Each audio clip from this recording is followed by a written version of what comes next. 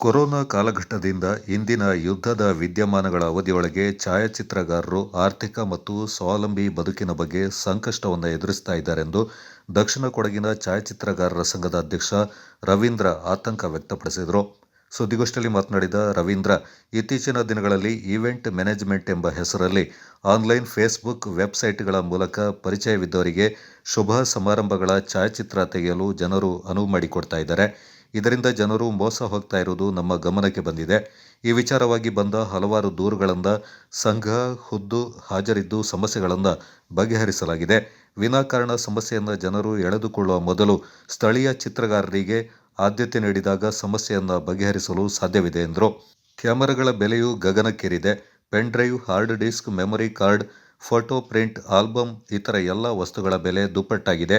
ಈ ಹಿನ್ನೆಲೆಯೊಳಗೆ ಛಾಯಾಚಿತ್ರಗಾರರು ವೃತ್ತಿಯಲ್ಲಿ ಗಂಭೀರ ಸಮಸ್ಯೆಗಳನ್ನು ಎದುರಿಸ್ತಾ ಇದ್ದಾರೆ ಎಂದರು. ನಾವು ಸರ್ ಒಂದು ಸುಮಾರು ವರ್ಷದಿಂದ ನಮ್ಮ ಫೋಟೋಗ್ರಫಿ ಮೆಟೀರಿಯಲ್ಗೆ ಕ್ಯಾಮರಾ, ಕಾರ್ಟ್ರೇಜ್, ಪ್ರಿಂಟರ್ ಎಲ್ಲದಕ್ಕೆ ಈಗ ಸ್ವಲ್ಪ ವರ್ಷಗಳಿಂದ ತುಂಬ ದರ ಜಾಸ್ತಿ ಆಗಿದೆ. ನಾವು ಇದನ್ನು ದರಗಳನ್ನ ಜಾಸ್ತಿ ಮಾಡಿರಲಿಲ್ಲ.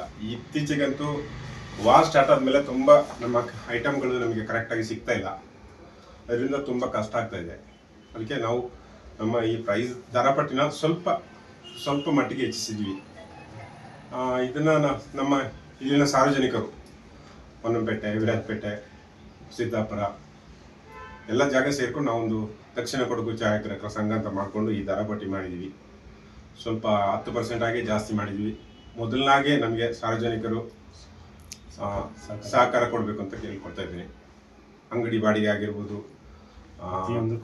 ಕರೆಂಟ್ ಬಿಲ್ ಇರ್ಬೋದು, ಎಲ್ಲದಕ್ಕೂ ದರ ಜಾಸ್ತಿ ಆಗಿದೆ. ಅದರಿಂದ ನಾವು ಒಂದು ಸ್ವಲ್ಪ ಜಾಸ್ತಿ ಮಾಡಿದ್ದೀವಿ. ಈ ನಮ್ಮ ಒಂದು ಮನವಿನ ಸಾರ್ವಜನಿಕರು ಸ್ವೀಕಾರ ಮಾಡಬೇಕು ಅಂತ ಕೇಳ್ಕೊಳ್ತಾ ಇದ್ದೀವಿ. ಕೊರೋನಾದಿಂದ 2019ರಿಂದ ಇಲ್ಲಿಯ ತನಕ ಈ ಯುದ್ಧ ಆಗ್ತಾಯಿದೆ. ಇಲ್ಲಿಯ ತನಕ ನಾವು ಫೋಟೋಗ್ರಾಫರ್ಸ್ ಬಹಳ ತೊಂದರೆ ಹಾಗೂ ಕಷ್ಟದಿಂದ ಅನುಭವಿಸ್ತಾ ಇದ್ದೀವಿ. ಅಂದರೆ ಎಲ್ಲ ಬೆಲೆ ಏರಿಕೆಯಿಂದ ನಮಗೆ ವೃತ್ತಿ ಮಾಡಿ ಮುನ್ನಡೆಸಲು ಭಾರಿ ಕಷ್ಟವಾಗ್ಬಿಟ್ಟಿದೆ. ಈ ಒಂದು ನೆಲೆಯಲ್ಲಿ ನಾವು 10 ವರ್ಷದಿಂದ ನಮ್ಮ ಸಂಘದಿಂದ ಯಾವುದೇ ಬೆಲೆ ಏರಿಕೆಯನ್ನು ಮಾಡಲಿಲ್ಲ. ಈಗ ಅನಿವಾರ್ಯ ಆಗಿದೆ.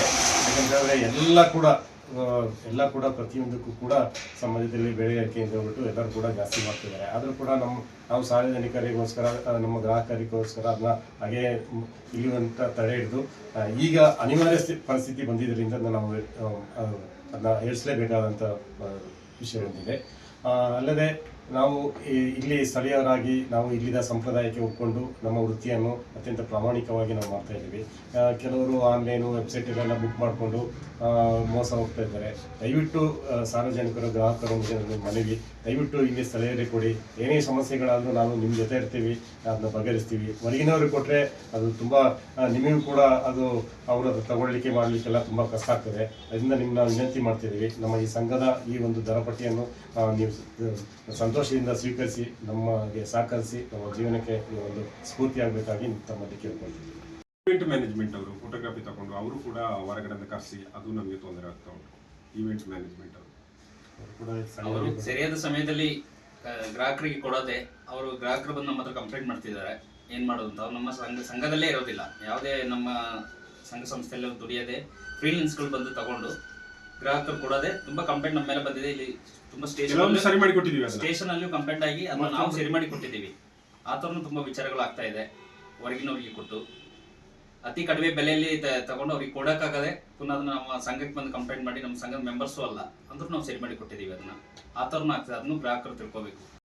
ಈ ಎಲ್ಲರೂ ಅಲ್ಲ, ಕೆಲವರು ನಮ್ಮ ಈ ಫೋಟೋ ಮದುವೆಗೆ ಫಂಕ್ಷನ್ಗಳಿಗೆ ಫೋಟೋಗ್ರಫಿ, ವಿಡಿಯೋಗ್ರಫಿ ಎಲ್ಲ ಮಾಡಿಸಿ ಅದನ್ನು ಕರೆಕ್ಟಾದ ಸಮಯಕ್ಕೆ ತಗೊಂಡೋಗೋದೇನೂ ನಮಗೆ ಬ್ಯಾಲೆನ್ಸ್ ಇಟ್ಟು ಅದು ಒಂದು ಹೊಡೆತ ಇದೆ. ಮತ್ತು ಈಗ ಸರ್ಕಾರದ ಕಾರ್ಯಕ್ರಮಗಳೆಲ್ಲ, ಸರ್ಕಾರಕ್ಕೆ ಸಂಬಂಧಪಟ್ಟ ವಿಷಯಗಳೆಲ್ಲ ಆನ್ಲೈನಲ್ಲೇ ಆಗೋದ್ರಿಂದ ಅದು ಕೂಡ ನಮಗೆ ಒಂದು ಹೊಡೆತ ಇದೆ. ಹಾಗೆ ಸುಮಾರು ನಮಗೆ